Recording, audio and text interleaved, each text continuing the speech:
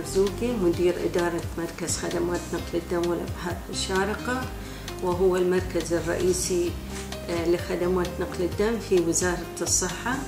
مركز خدمات نقل الدم والأبحاث الشارقة يقوم بتوفير الدم الآمن ومكوناته لعدد 44 مستشفى حكومي وخاص على مدار الساعة. لا بديل للدم البشري،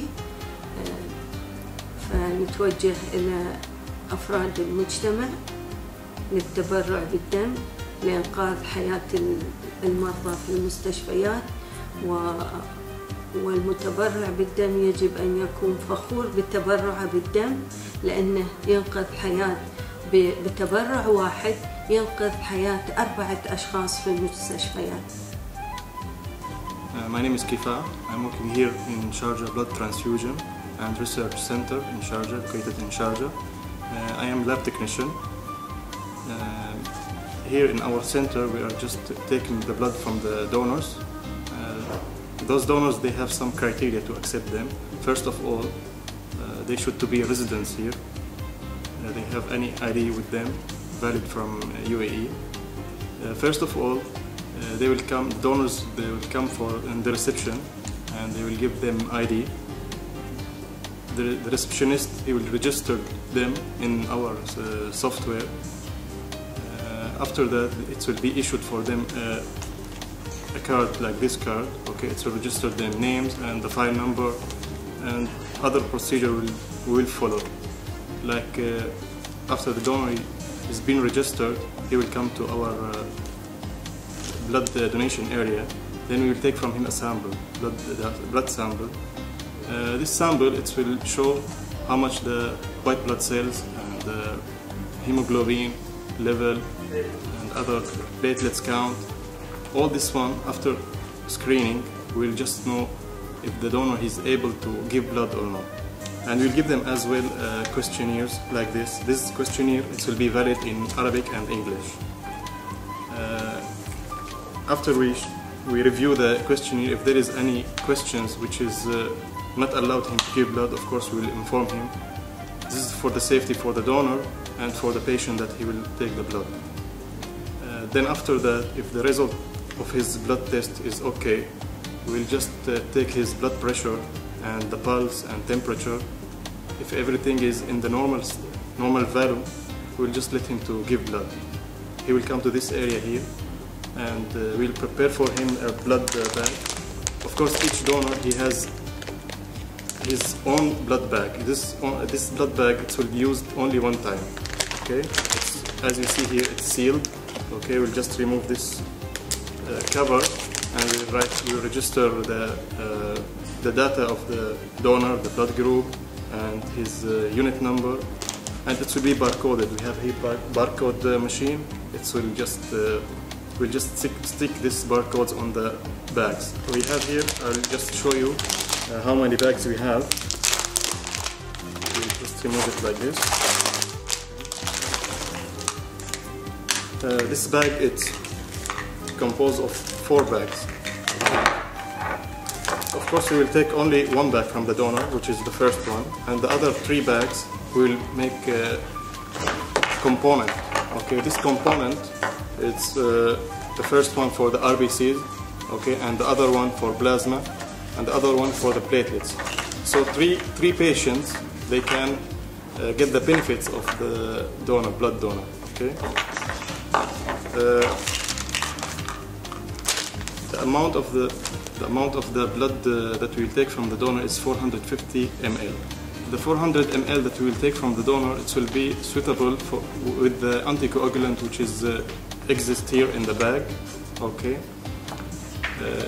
We cannot take more or less than this amount. Other component like plasma, it will be expired after 1 year. So each component will be different expiry date. After the donation procedure, we'll just let the donor stay on the couch for 5 or 10 minutes. Then after that, we will ask him to sit in the reception area to get some refreshment, juices or some food after donation. And we'll give him this instruction, which is what he should do after donation. what he should not do. He should, of course, not do any extreme exercises.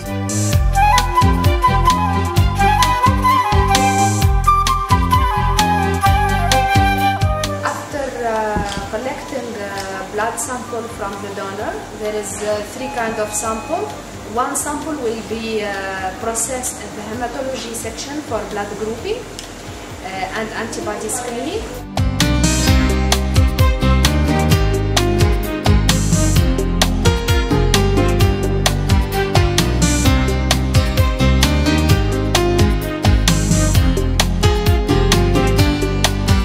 The second sample will be processed in our section, in the immunology section, for blood screening for all infectious disease testing, and the third sample will be processed in the nucleic acid testing section. So for blood screening, we are screening blood for 6 markers, which are the hepatitis B surface antibodies, the antigen, the hepatitis B core antibodies, the HTLV 1 and 2 antibodies, HIV antibodies, and the HCV antibodies. Okay, and this is to detect antibodies against this kind of virus or bacteria. If it is the sample is showing by the end of the run that is reactive, so we will not use the blood until we will confirm it on the second run and by confirmatory test also, and the blood will be discarded. In few cases also, if when it is applicable, we will notify even the donor within the period of 8 weeks of abnormal finding. For the nucleic acid testing, this is another kind of test, very sophisticated one, which will detect which will add more safety for the blood transfusion site especially. So we will try to detect the negative sample in the what we call it window period. After the second step for all reactive sample, this sample will also undergo what we call the confirmatory technique on this machine. So the confirmatory technique is adding also values and will confirm the positivity or the reactivity of the sample, and we will be responsible to notify the donor of abnormal finding and to guide him for consultation. Also, he will come for consultation, and we will give him advice also for his family to deal with this kind of infections. The second section, this is regarding the blood screening process. For the blood unit will come to the processing section and will be processed in component. That means from the blood unit, one blood unit, we can have a lot of components like fresh frozen plasma, platelet component, RBC component. So one blood unit can be used or transfused to many patients, at least 4 patients. Okay. The storage condition for each component is different. Like for the platelet, it must be stored for temperature different from the FFP or the RBC, and even the storage period also is different for all of these components.